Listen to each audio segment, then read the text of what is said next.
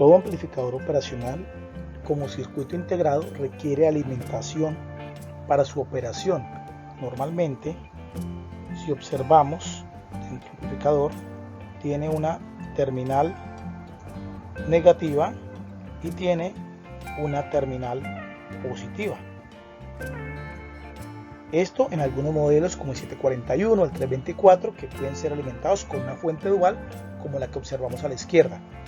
Y si no hay una fuente dual para alimentar el amplificador operacional, pues podemos tener también una fuente simple.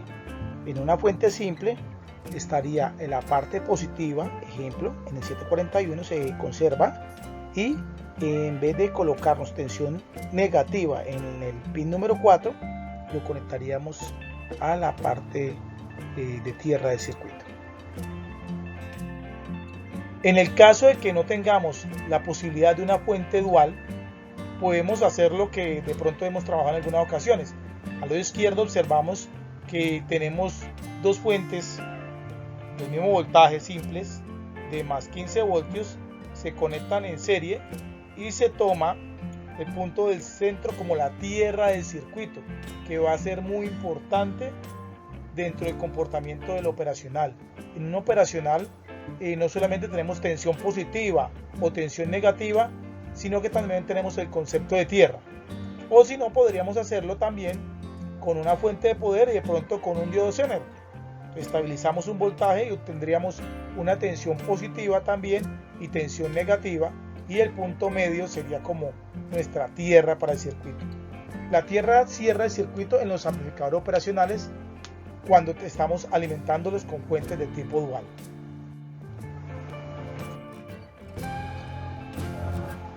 En las diapositivas anteriores hablamos del concepto de tensión de offset. Recuerda que tenemos el pin 1 y el pin 5. El pin 1 y el pin 5 del operacional se deben calibrar en algunos de ellos. Pues leamos aquí.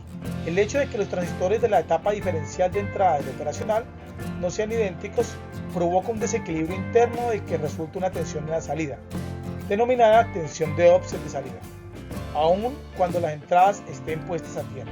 En otras palabras, así usted no alimente el amplificador operacional 741 con ningún voltaje en las entradas, inversor y no inversora, obtendría una resultante de voltaje a la salida.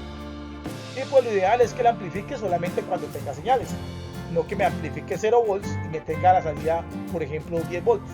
No, si tengo 0 volts en la entrada, debería existir 0 volts a la salida. Entonces, en esas condiciones se debe corregir calibrando la tensión de offset.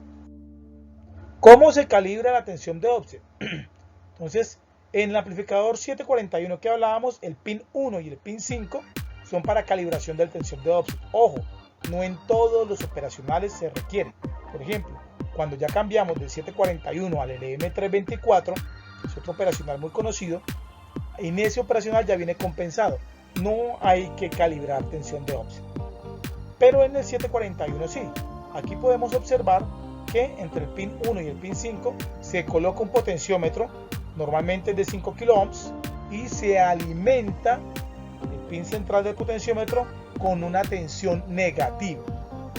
Quiere decir que para calibrarlo adecuadamente, pues necesitamos una fuente dual, positivo y negativo para alimentar el operacional y una tensión negativa para que nuestro operacional se calibre y se corrija esa tensión de offset. Esta calibración se da en operacionales como el 741. En el momento de su diseño se apareció la tensión de offset y no tenía cómo corregirlo internamente, entonces se hacía externamente con el potenciómetro.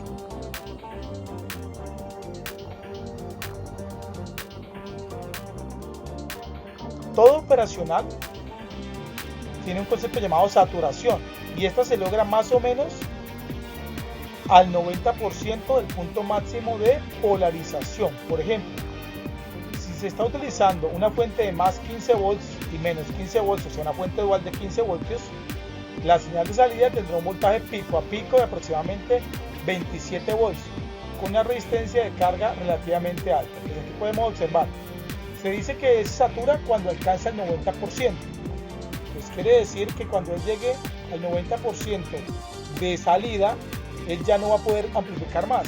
Y en la gráfica se observa, él comienza a amplificar de 6 volts, llega hasta los 27 voltios y no es capaz de alcanzar el voltaje máximo. Y el voltaje máximo en este caso serían los 30 voltios, que son el voltaje de la fuente. Al 90% está saturado. Si es una fuente de más y menos 15, a los 27 voltios más o menos pico. Quiere decir que a los más 13.5 y a los menos 13.5 voltios el amplificador llegaría a su punto de saturación. Bueno, antes de pasar a la frecuencia, saturación es como el máximo también que puede alcanzar el amplificador operacional sin llegar a interrumpir la amplificación de la señal, sin llegar a saturación, a saturarse. Pues en este caso, si tengo una fuente de 15 voltios positivos, lo máximo que me va a alcanzar a amplificar sin saturarse va a ser 13.5 voltios. Cuando se habla también del concepto de bandwidth o respuesta de frecuencia, en teoría se debería alcanzar una respuesta en frecuencia muy alta. En teoría la frecuencia debería ser infinita. En realidad es una frecuencia alta, pero que depende de cómo se conecte el amplificador operacional, va a ser controlada dentro de un rango determinado o no. Las frecuencias en ganancia de lazo abierto son más amplias que en ganancia de lazo cerrado. Eso lo vamos a ver más adelante. Entonces, si yo tengo una ganancia determinada, pues voy a poder controlar más fácilmente el amplificador operacional en cuanto a la frecuencia. Bueno, viene un concepto muy importante, el concepto de sensibilidad al cambio de temperatura o drift. Las variaciones de temperatura pueden provocar alteraciones dentro del operacional. ¿Alteraciones a qué me refiero? A que pueden alterar el comportamiento de la salida, el voltaje que se espera en la salida. Y ese fenómeno se llama drift. Y ese fenómeno, lo ideal es que no existiese, o sea, que la temperatura no alterara el comportamiento del amplificador. Desafortunadamente, en los amplificadores reales sí existe el drift. Y en los manuales ustedes van a encontrar que esa variación se mide en delta de corriente sobre delta de tiempo, y allí en esos casos se da que la corriente se cambia en nanoamperios por grado centígrado o delta voltaje sobre delta de tiempo, y allí se ven las variaciones de voltaje con respecto a la temperatura, y esas variaciones se miden en microvolts.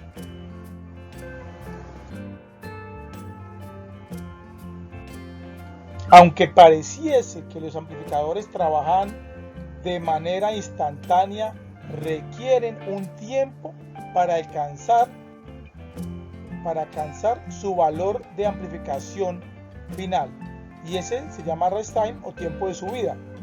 Esa variación entre el 10% de la señal y el 90% de la señal que se tiene se llama rest time, y en un amplificador como el 741 tiene un tiempo de 0.3 microsegundos. O sea, para nosotros no sería un valor muy significativo, pero realmente en un circuito con muchos amplificadores se puede dar ese cambio. Allí podemos ver otro concepto que es overshot. Miren el de overshot. Entonces, ese overshot que les decía es un rango como un pico donde alcanza su valor máximo, y ese piquito que estuvo por encima es el máximo valor o el overshot que puede alcanzar el amplificador operacional. Y ese overshot en un amplificador como el 741 es alrededor del 5%.